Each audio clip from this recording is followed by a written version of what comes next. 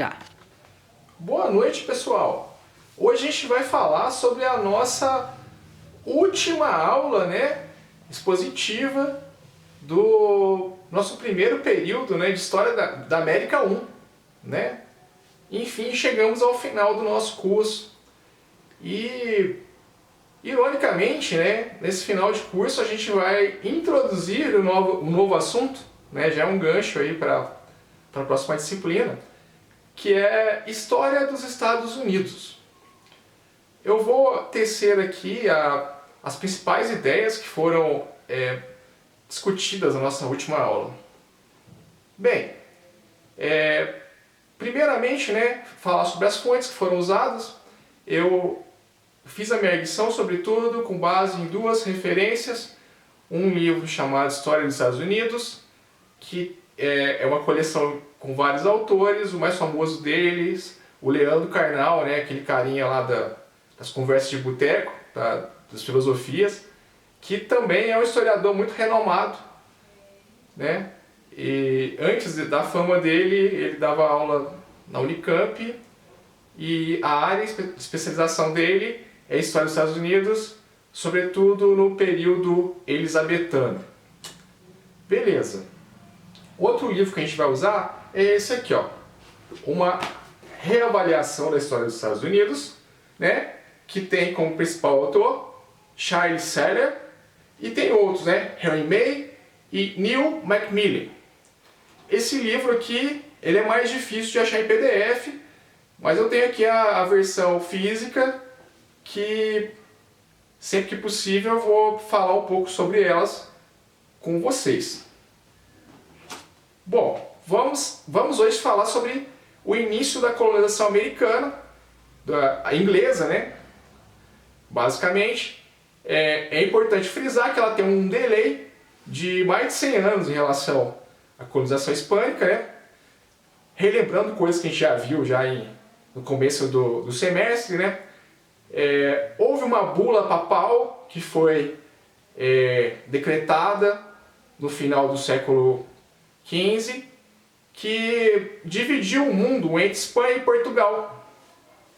Outras potências, outros países que vieram se tornar potências depois, como França, como Inglaterra, ficaram fora dessa divisão. Então, o mundo ficou só para os ibéricos, o novo mundo, Então, tecnicamente, os outros países não tinham direito a se meter aqui no novo mundo. Até o Papa nem sabia naquela época qual que era a dimensão do novo mundo, que é muita coisa, Tem terra para danar. Mas até teve umas experiências de colonização, da França, que tentou montar colônia no Rio de Janeiro, Também tem algumas viagens que foram feitas aí pelos ingleses mesmo, inclusive no próprio século XV, alguns anos depois de Colombo, aí você vai ter uma viagem que foi realizada por um italiano chamado Giovanni Caboto, que foi financiado pelo rei da Inglaterra, mas não há um movimento de tentar criar uma colônia fixa aqui na América, entre os ingleses, que estão preocupados com outros tipos de problema. Mas antes de chegar nisso, uma outra coisa interessante também a se ater é que essas terras onde hoje são os Estados Unidos, elas, a princípio, eram terras pertencentes à Espanha, ao Império Espanhol. Era direito deles, digamos assim. Só que eles não se meteram em explorar essa região porque eles acharam outros lugares, inclusive no Peru, que era um caminho diametralmente oposto, acharam ouro e prata em abundância, então eles não viram necessidade, nem tinha gente suficiente para tentar explorar essas regiões mais ao norte, que eram mais frias, eram mais distintas, mais diferentes em relação ao clima que eles tinham lá na Ibéria, Então, os espanhóis focaram em outras coisas e deixaram um pouco para lá os Estados Unidos, sobretudo nas regiões mais frias, mais perto dos polos. E os ingleses estavam preocupados com problemas internos, né? Inclusive o que a gente entende hoje por Reino Unido, né? O que a gente entende por Inglaterra, são conceitos que vão brotar, né, justamente no século XV ali, né, com a Guerra dos 100 Anos, que criou um sentimento de identidade, né, contra os franceses que estavam em guerra e tal. Então, como comumente se diz, né, o fato de ter certa unidade na Ibéria fez com que eles se adiantassem em relação a outros países, né, nessa corrida marítima, né, para a descoberta de novas terras. Quando os ingleses também, né, se aventuram para o Novo Mundo, eles estavam com um pique ainda parecido com o do Colombo. Eles queriam uma rota própria deles para chegar às Índias, né? Não conseguem também.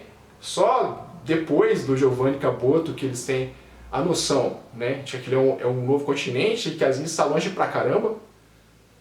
E você vai ver um movimento, né, de tentativa de fixar uma colônia inglesa na América só muito depois, né, final do século XVI ali, no período elisabetano, né, da Elizabeth I.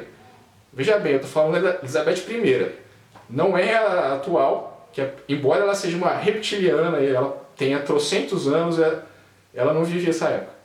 Bem, então, nessa época que é considerada uma era gloriosa, né, para a Inglaterra, que eles vencem a tal da Invencível Armada Espanhola, que é a época do teatro de Shakespeare, que é o foco dos estudos do Karnal, né, os estudos mais profundos do nosso historiador mainstream, né?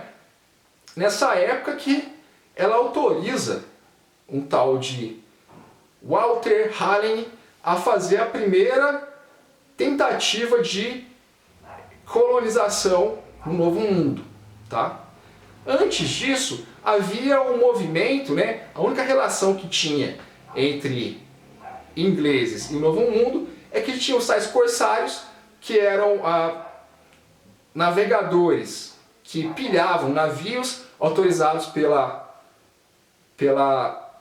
coroa inglesa, né? Que os caras saqueavam os navios dos espanhóis cheios de ouro e prata e tal.